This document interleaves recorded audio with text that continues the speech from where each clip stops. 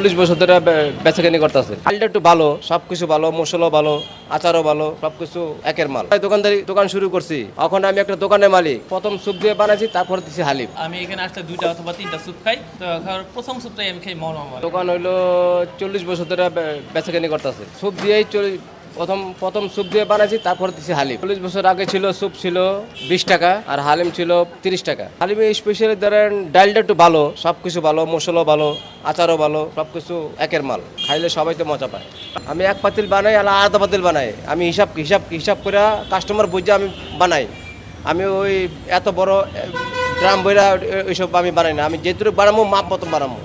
তো আমরা এখানে মনোমামার যে স্যুপ এবং হালিম দোনোটাই আমরা নিয়ে নিছি, এবং এখানে যদি স্যুপটা দেখাই, স্যুপটা হচ্ছে বেশ ভালো পরিমাণে চিকেন দেওয়া আছে। এখানে যদি দেখাই সলিড 2-3 পিসের 4 পিসের মতো চিকেন পাবেন, আর বেশ ভালো পরিমাণে ভেজিটেবল দেওয়া আছে, এবং এটার প্রাইস হচ্ছে 60 টাকা।